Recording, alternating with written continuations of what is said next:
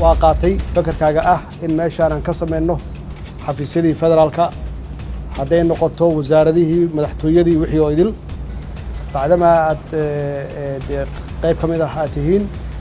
hawshii la rabay in xagga laga fuliyana qayb ahaan halkan laga fuliyay ay khasab tahay oo hadda adeega uu meel walba ay tahay inuu soo gaaro oo dhimanaysan dalkiina Soomaaliya ha noolaato